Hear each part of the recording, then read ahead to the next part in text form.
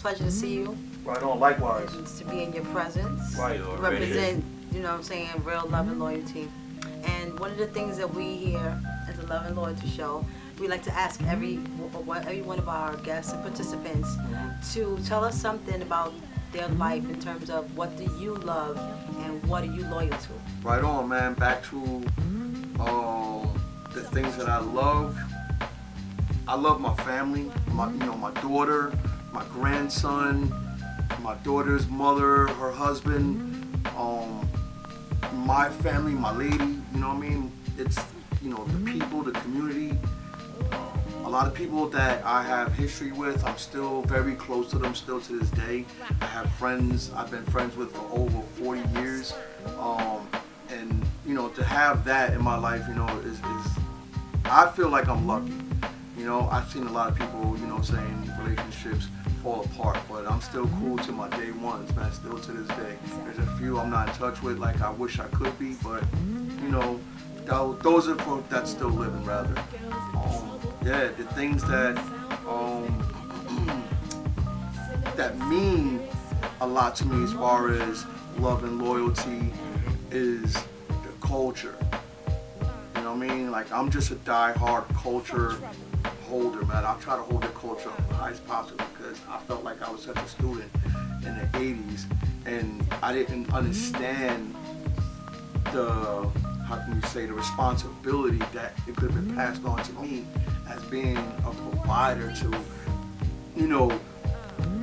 be a provider for the culture per se, because I just, social media is that's serious, in order to promote yourself and promote culture at the same time, and I'm not a hip hop artist or actor or anything like that. Like, I'm nobody important to, other producers and artists and actors and stuff like that. I'm more hands-on, I'm for the real living. People everyday struggles, you know what I mean? Like, people that bust 9-to-5 jobs. You feel me? Come from people that are consumers of the culture. I'm one of them, but I'm just trying to keep the culture alive. So that's something I have a lot of love and loyalty for. And art. And for, specifically, you know what I mean? Definitely. Definitely. So listen to, you know what I'm saying? Like, where you from? New Jersey. Like, is this your birthplace? Like, NJ? Like, this is where you always been from? Or you represented other places prior to? Alright, I'm going to take it to how things were for my parents real quick. Just to not bring you up to speed. Okay. Alright, my mother's from down south. You know what I mean? Her great-grandmother was Blackfoot Indian and Afro-American family background, deep in the woods in the country, straight up. I come from a line of fishermen, alcoholics, and cooks. You know what I'm saying? So, my father's side of the family, they were more from up north, Jersey. So, they have generations, and also come from a bloodline of Freemasons as well. So, my parents, they're from collectively Elizabeth, New Jersey. Some call it Eastwick, New Jersey. Elizabethtown, whatever. And I myself was born a twin, or was supposed to be perceived with another brother, but my parents got into a bad car accident on the way to the hospital.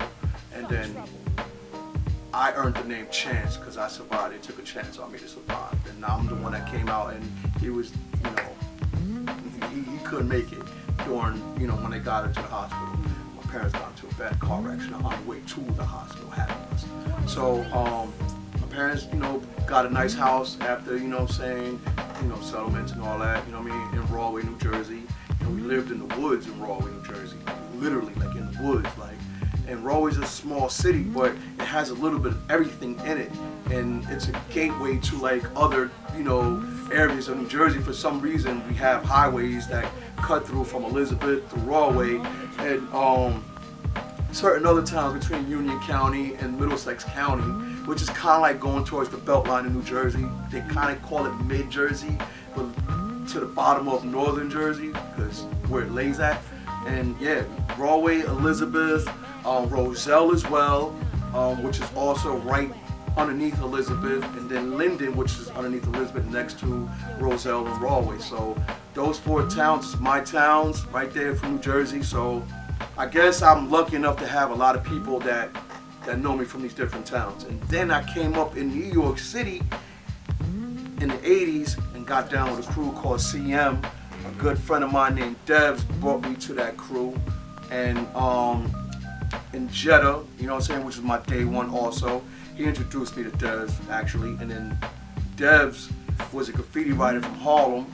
And when he introduced me to his neighborhood up in Harlem, you know, it was just like, I was in awe because I was going to New York City, but I had no real meaning to go out there. Like, you know what I mean? Like, I was just goofing off when I go there. Like, I didn't have like friends and family to go visit until I met them. And then we became who we became, and we basically blossomed a movement which became a family, and it was like a couple of crews came together, and then that's how you get what we call IOT.